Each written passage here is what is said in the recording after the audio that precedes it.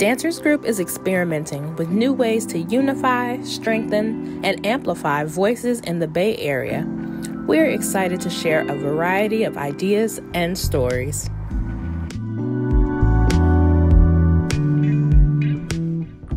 Welcome back to In Conversation with Andrea Spearman. That's me. And today we are speaking to Latanya Tigner and Colette Eloy. Latanya Tigner performs professionally with Dimensions Dance Theater, lectures at UC Berkeley, and is certified in Akimbo level Talawa technique. She currently serves as co-artistic director of the San Francisco Ethnic Dance Festival, is also a founding member of the Oakland Anti-Racism Organizing Committee, and is the curatorial director of Dancing Ciphers, an annual symposium that connects the coded languages of African-rooted dance through ongoing research. And Colette is a sought-after guest lecturer and dance facilitator in African diaspora dance. She has established herself as a cultural worker and an award-winning dancer, commissioned choreographer, and director of Eloy Movement.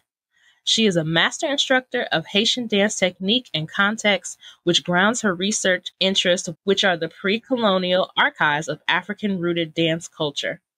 Ms. Eloy is also one of the creators of the online dance conference series entitled Back to the Root, the healing and spiritual power of the spine and the pelvis in African diaspora dance. Thank you so much for joining us today, ladies. Thank you for having us. It's wonderful to be here. Yes, thank you so much. So to dive into our first question, I'm going to ask Latanya first, and then Colette can jump in as well. Tell the people, you have so much experience at this point in your lives. How were you first introduced to dance? My first introduction to dance that I can remember, just really remember, would be me watching Soul Train at the house, and just loving that Saturday morning when I get to see how we were moving, and mimicking. And also, my parents were older, so they were past that, and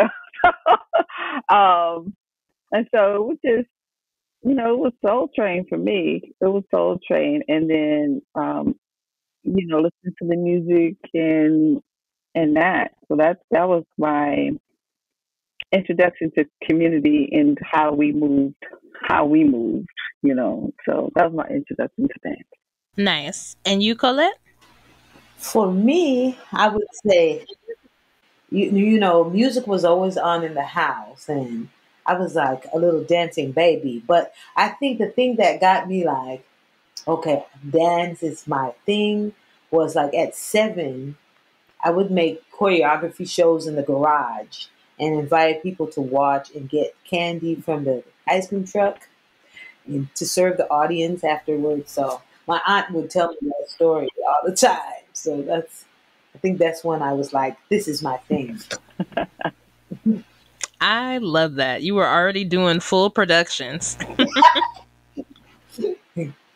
And with so much experience now from then to seeing dance as a child, to moving and grooving and starting to learn about your body and space, what are some of the important things that you've learned through your career studying and making dance? For me, to be true to yourself, true to your vision, really understanding and honoring who you are in that, whatever that is, whoever you are, really sticking to that and understanding that your voice is valid in your making, and it deserves to be out there in the world. It took me a while to understand who I am. I'm still figuring that out. So, and it was through the tutelage of Deborah Vaughn that I actually, first of all, understood that this could be a career. I could actually do this as a career that feeds me. It's, you tell someone you're a dancer, and you always get this. It's like, can you do the splits? What are you talking about? Stop it. Just craziness. And so it was through her tutelage and like literally following her path to San Francisco State from Contra Costa College to San Francisco State. I met her at Contra Costa College, and like seeing how dance shaped her life and the lives of those that she's touched, that I could actually, this could be a livelihood for me, and not just for the what do you call it, for making money or anything like that, or for recognition, but to feed my soul, so just really like Yes. feed my spirit, and to have something that could feed your spirit and be a career has been a blessing that I understand not many have the opportunity to engage in. So, yeah. Nice. So Deborah Bond has definitely been one of the ones to dispel that struggling artist myth. Yes. Definitely. Yes. Definitely. She's a living legend. If y'all don't know who that is, Google her. That's right. Deborah Bond and Dimensions Dance Theater. Yes. Do it now. Yes.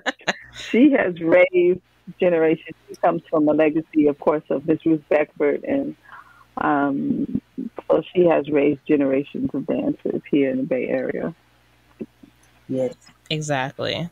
And Colette, for you, you've spent a brilliant amount of time studying and making dance. What are some of the most important things that you've learned?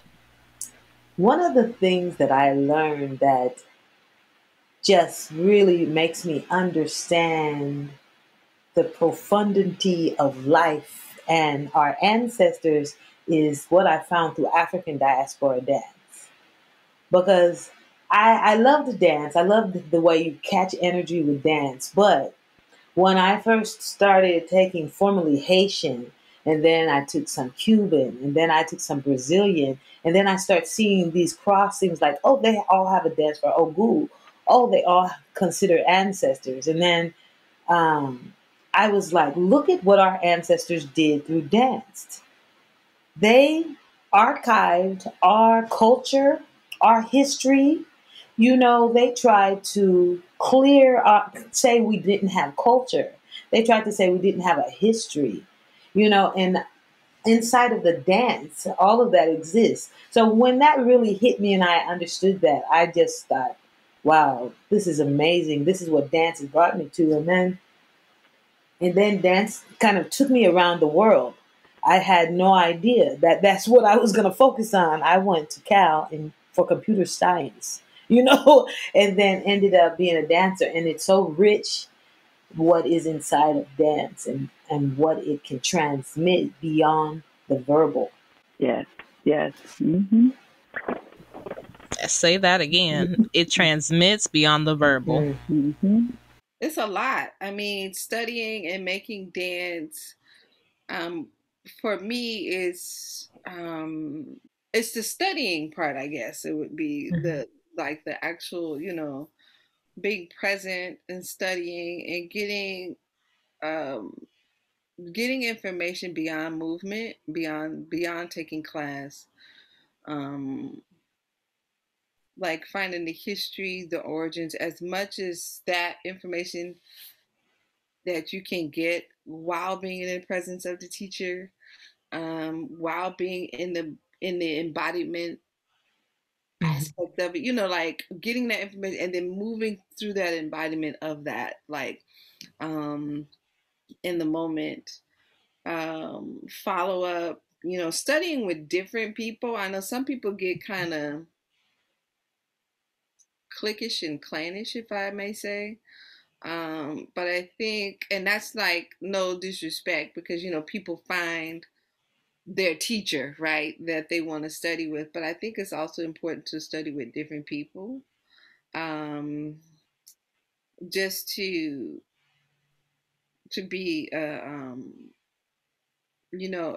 a student of different people who have different perspectives, not necessarily different information, but a different, like, the movement style is different, or and just makes you a more versatile mover. Um, and just it being genuine and honest and respectful of the form, whatever you're studying. And then making sure that if you're able to move into a teaching a space, or even a creative space within that form, that you then share the information that you've been taught, like the history and all that gets passed down and passed along. Um, and if you're in a creative space, just let people know from what you're drawing your information. Um, I've been in conversations with people who said they want to teach, and then they just throw out this word fusion. Fusion what? What is this fusion? And then if you can't tell me from what you're drawing from, or even if you have an understanding from what you're drawing from, then to me it's like, you being disrespectful, and you just want to get out there and do your thing without giving credit to this, whatever you're considering fusion, because it's coming from somewhere. Yeah, that's what comes to mind right now. I know it's other things. Go ahead, Miss Colette. I agree with so much of what you said, and like the idea of what is African dance. Like you just go everywhere, you see it in catalogs for school, and Africa is a continent, and then Mm-hmm. even our perception of dance, like here growing up in the U.S., like we think dance, entertainment, things like that, but like you can't really talk about African dance. That's is African dance by country. And even if you think of African dance by country, you're thinking of countries in terms of the way, Western Europeans cut up Africa. Right. They have their lineage based on their community, tribal, ethnic group dances. So when we're talking about, like, that's a misnomer, right? You can't really say African dance. It's Guinea dance. Yeah. And then even you could get particular. It's like we just learned Wosolong, Mm-hmm. that group of people's dance, and they apparently don't want you to do their dance without permission. We learned recently they will take your clothes off of you, you Oh, know. Yeah, if you take so, this is what we're learning is the vastness of what is considered African dance. And then that vastness is also in the diaspora, even though these dances carried into the diaspora, even in the diaspora, like Haiti, my blood home is they have so many different types of Yanvalus, of Mayis, Right. right? So that's one thing that I've learned from studying. The most beautiful thing I learned from studying is that our ancestors are amazing because as Black people, our histories, our epistemologies were under attack. They tried to erase them. And it's inside of our dance. So much of our history, so much of our cosmology, so much how we see the world and how we see ourselves as humans in the world is inside of our dance, and our ancestors put that there. So there's this kind of great respect that I've come to have from studying, and then that movement is an expression of your soul, and mm. ancestry, and even it's like science in motion. That's also something I learned and enjoy so much. Like, really, this dancing period, just moving your body in space and catching rhythm, catching vibration, enacting vibration, making your vibration meet someone else's. Like, especially with this time of Corona, I really see the importance of proximity and miss it so much, and see how important that is to, like, these dances that I love so much in all dance really. So that's my some answer to that question. Can I add to that? Um, Please. Yeah. and in terms like what Miss Colette said about our culture and our history and our cosmologies are passed along in our oral tradition of dance, is that also when you do those, then you make connections. Then you also see how we connect to others through our movement. And especially like she Miss Colette also said, through uh, breaking down or getting really specific about which dance belongs to which people, not just countries of origin, but groupings of people, ethnic groups and of people, and how those can be very similar to another group of people that are in close proximity with them because the cultures are similar in ways. And so then be able to recognize those things and the similarities through the dance. And then also, and for me, in addition to what I said before and what Miss Colette said, it's like you learn a deeper respect for humanity and you see the humanity in others through their dance, a complete humanity. So it's like that, and making that connection, like you said, proximity and learning is key, but also proximity. And when you're dancing with somebody, you feel that humanity, you see the humanity in the movement, in the culture which is held.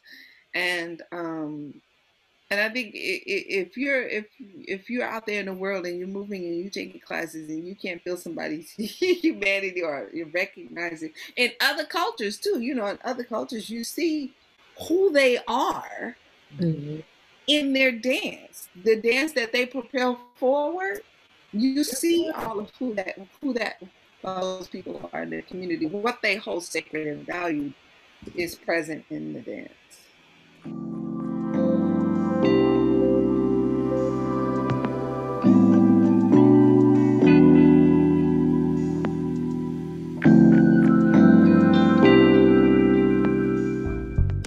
So what I'm hearing is that more historical education is needed in movement technique classes. Yes. And it's where you go for that history. Mm-hmm. Like there's a scholar historian of Haiti named Baina Bello, and she talks about our stories as opposed to his stories. So this is what I've done, what I've watched Latanya do and folks from Dimension, and Michelle Martin was one of the first women in this area. No, Ruth Beckford was the first to go straight to Haiti to study the dances, and then you go and study it with those folks, because you can go try to study these through schools, or some folks feel like they take an African diaspora dance because they take Zumba, and I'm not talking bad about Zumba because the people from Zumba from Oakland, and they are some incredible dancers. But yeah, you have that history that you're gonna go track. You have to make sure you track it through the people, because it's about your identity. Yep, and that's that part too. Like Miss Colette said, it's like traveling to those places and embodying that movement in its space of origin, in its geographical origin space. If you can get into that, like it's nothing like it. It's nothing like doing a dance in the place with the people, because it's a different vibration. It's something else going on. It's like you get touched in a different way, and then you tap in a different way, and that you come away like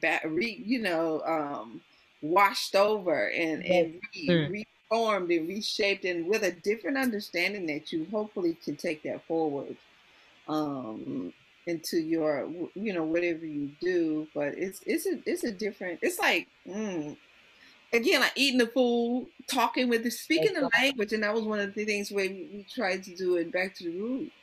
It's like have these people in these places, in these origin spaces, the geographic origin spaces of the dance, speaking the language. Yes. Not the colonized language, but the language of the dance, and not centering whiteness in this space, like really centering centering us in the form and the dance is so important to that. that a holistic thing that happens when you're in that space, in those spaces. Dancing in the hot. Ooh, in the hot, yes. You know, some about dancing in the hot.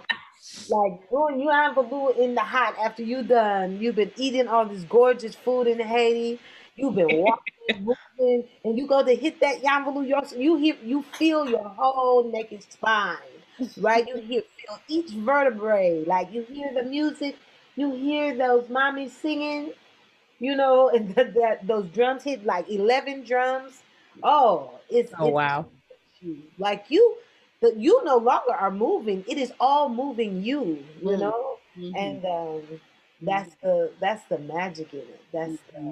That's the power of it. Is that Africa is the same thing, Cuba is the same thing, Puerto Rico, the same thing, New Orleans, second line. You just walk down. You think you just gonna continue to walk, and then all of a sudden you just dancing. Like it takes you. It takes you, and you get swept up, and then 4 hours later, you can't find your car because you don't. Okay. And Haiti, you like, where did I park again? Oh my God, I got to get back across town. The sun is coming up. You like, wow, that much time went by, Yeah. yeah, that durational thing, but that, like, because you're elevated and exalted to that level of vibration that's connected, everybody is swept up in it. Yes. And you don't, like you said, time is not a thing. Time is not a thing. And then you just again, can't that's find the joy of the study. Like you said, what was important about the studying is that you understand, you begin to see too, like I mentioned before, I was throwing flowers for Latanya. She don't never stop studying, and I took that, I don't never stop studying. My art teachers never stopped studying. And that's what's very important about these styles. And it's also a gift. You find it to be a gift to study. You be like, thank God my knees still work. My back still work. My arms still work. Because there's going to be a new treat I'm going to learn, about myself physically, mentally, spiritually, about my culture. It's really a gift to study. It's been a gift, a great gift. I'm almost in tears. It has been a great gift in my life to be able to study these dances. I really feel that. I am joyed to hear that. I'm overjoyed to hear the passion and excitement for growth and learning opportunities. And Latanya, the word you used was reshaping. And do you think that there is space in academia to reshape what it means to learn ethnic dances as part of the core curriculum, as part of redesigning people's own learning discourse as they go into these spaces? Yeah, definitely. There's space, and if they say there isn't, well, you just carve it out. You just there's always space for paradigm shifts. Because we've been locked into this system, into this understanding of how things should be and how people should learn, or the hierarchy of what's important, whose culture is important.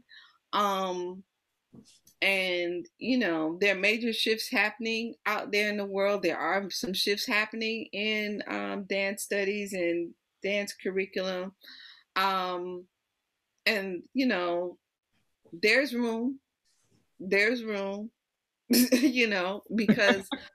more and more people who are like, no. This is, and being and validating and uplifting all cultural forms as like on the same, because everything has a technique, everything has a standard. You learn, you acquire knowledge in different forms, in different ways. Like everything that is, most dance forms are not taught in a studio space and you going across the floor. That's not how it's taught. You are taught, you are taken under the wing of somebody. You learn in everyday ritual practice, everyday community. You learn, at like again, community rituals, home, family rituals. That's what you learn in these spaces, and then you elevate. And or if in certain cultures in continental African cultures and maybe other places, some people are born into these roles. You're born into a family of dancers. You're born into a griot or jelly family. You're born into a djembe fola family or ngoma family. You're born into, and it's like it's understood. Like this is what you're going to be trained in this manner as the keeper of this tradition. But then others, when you see a baby, the baby ain't been in class, but the baby doing everything you're doing because the baby is watching you, and the baby is in these cultural practices that are like. So the fact that the pandemic pushed dance back outside was beautiful.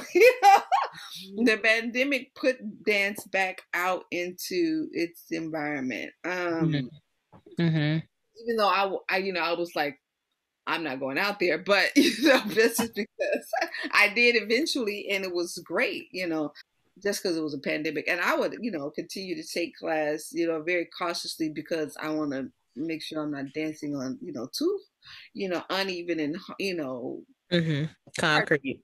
Concrete and stuff. Like I will go out, I'll do support when I can. And so I was glad that people went back out, found spaces to, and then you see the dances like the like Haitian dance and Brazilian and all of these other and the different continental African dance classes happening in the park outside with the people. It was beautiful. It was beautiful. So I'm glad that, and then so those shifts are like the studio is no longer important. The studio is not like I have to go take quote unquote formal classes in studio spaces. And to answer that, I love your question about reshaping educational system around this time that we're in is really a reset because we're able now we are all actively decolonizing everything, Yes. And conversations that could not happen, didn't seem to happen, are happening. And people are realizing that the stories, the histories, the anthropological studies, they all needed to be redone. There's a great book I'm reading right now called Decolonizing Methodologies. The last name is Smith, and talks a lot about Maori culture and things like that. But before that, the author is really breaking down the way the field of anthropology is constructed around this ideology of the West, not Western culture, but this idea of the West and this history that we know best. We and what we're doing, we're teaching you to be better like us, even though these were like genocidal acts of imperialism that they were forwarding on many groups. And then with that, they brought this kind of an educational system. And those ideas are layered throughout. And what they do is they breed self-hate into people of color, these ideas. They have these false histories about what happened. They erase histories. They appropriate histories. And so this also has hit the field of dance. So yes, and this is why we're doing Back to the Root. The series of Back to the Root, we just finished the 11th one. And it's so that we can come back and look at our own cultural dances from our own lens and from the lens of as practitioners of dances, of these kinds of dances for 20 plus years.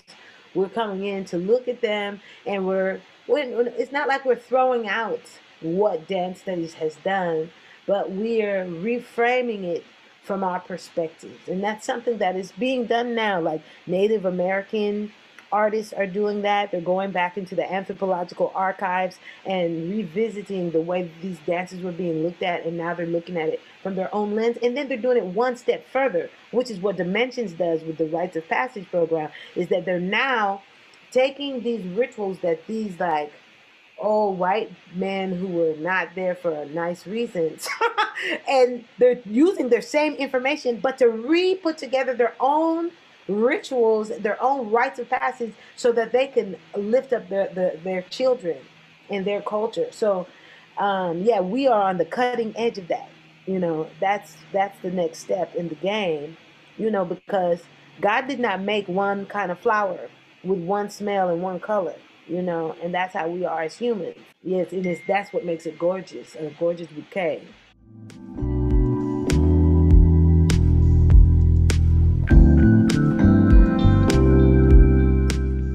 Absolutely.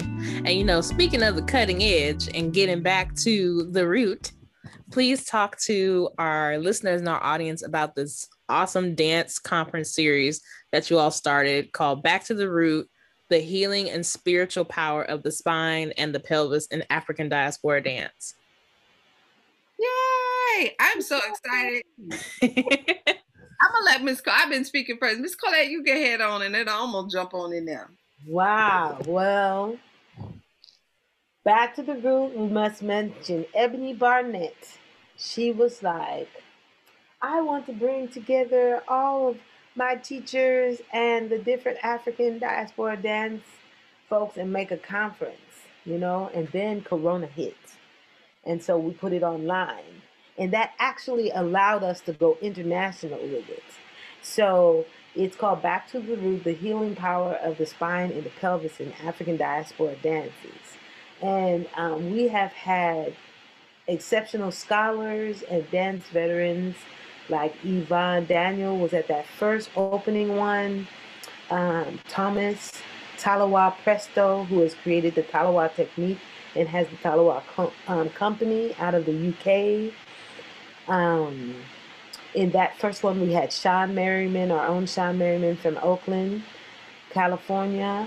And we just did all that we're talking about. We went and revisited these dances. Like in my research at UC Riverside in the critical dance program, I'm studying pre-colonial cosmologies and ontologies of African diaspora studies. So this concept of mine, the concept that Thomas brought in of how did our ancestors manage to continue to preserve dances while enslaved, while doing backbreaking work all day long. Yvonne Daniels came in with a beautiful set of her long-lived research. This is like her book, Dancing Wisdom, is a cornerstone of African diaspora dance, and she shared her wisdom. LaTanya Tigner, who is a living historical archive of dances, and she has tracked the way Manjani is like the Roger Rabbit. And in these kinds of long-lived analysis, we're trying to find what are the commonalities in that. How come certain dances are reemerging? And then so along the way, we've had Ghana, we've had Mali, we've had Congo, we've had Haiti, we've had Ethiopia, and we're just looking at the way the spine functions and the pelvis. We're looking both at physiological questions as well as spiritual questions. And most of all, we are just coming together, and like this facilitates conversation on like a multidisciplinary level, right? We are talking about everything from how we party together to the way spinal dances, the flexion actually is scientifically proves helps to decrease depression. So that's what Back to the Root has been. Yes, thank you. Oh, I'm sitting up here moving my spine and my pelvis. Yes, and yes, and you speak about Ebony and her, and like her inspiration was her meeting Thomas was at she went to I guess an intensive in Senegal at L'École de Sable. And she met Thomas, and she was like, "Oh my God!" She's like, "I thought I knew something about my spine and my pelvis." and Thomas pressed through again. The systemizer of the Talawa technique, and he's actually in Norway, and her excitement around that, and wanted to bring us all together. And just to add to what Miss Colette said, we've had some phenomenal conversations post each class, like the use of the spine, and some people say, we're looking beyond the technique, although the technique is critical, because the technique in being able to be in these positions for this kind of treacherous work on plantations and whatever, and then to still at night do your own dance, like, still celebrate and move. And so it's not just a function of being on the plantation, but the ability to still rejuvenate yourself, to celebrate, to continue your own celebrations. And the cosmologies that Miss Colette talked about, the rituals in that, and then how that activates the physiology that enables us to continue to rejuvenate and sustain through long periods of activation, and all of the things that come up, like you said, how we party, the functions, and like the names of the parties that, and the connections, and then how we interact, in like how we come into the function and what that looks like, and then our roles, gender roles within the function, and just like all of those things that come up and have surfaced across the geography, Trinidad, New Orleans, Bounce, Hyphy, all of those. It's just been a phenomenal learning experience in the process of study. It's just like, we would have never got this right here. We wouldn't have got this in the academy. Oh no, because they so stuck on the black body as a political construct that holds all of this negativity and trauma, that this neoliberalism, they talk about it like in this way, like you can never escape this identity, and part of it is because the way that you study in school, you keep having to like live inside of these same discourses. It's like you're trapped in the discourse, Right. and you don't get to live past it. And that's why it's so important for dancers to write about dance. It's so important. Not dancers you took a class 2 times or for 1 quarter or even for 2 years. I'm talking about that is your life. Right. You have been, that is so important for those folks to write, to go and study, to talk. And as us over here who are closer to that type of academia, for us to go give voice to folks who maybe that's your first language is not English, but you are the master professor in this genre. Right. Because truth be told, if we don't do that, you will have somebody else, Susie, who went someplace for a summer, and now she's teaching at the university a whole dance style. And that's what it is. That's what's been going on, and what needs to be flipped. Is that kind of, or somebody who's been, for a hot second and then goes and gets a PhD, and now they get that tenure track, and teaching on your stuff to you. So that's what's been what you see a lot of now. So I'm glad folk like Miss Colette and other folk who are out there getting, in these programs and disrupting and interrupting the normal the ways that it have been done. And so there are folk across the country who are like doing amazing research and amazing writing, and are like, putting the Africana perspective out there in the world in some very fabulous ways. Thank you for joining us for part 1 of this dynamic conversation. And please come back for part 2 as we continue to discuss the Back to the Roots Symposium and the sharing of sacred cultural dances in public spaces.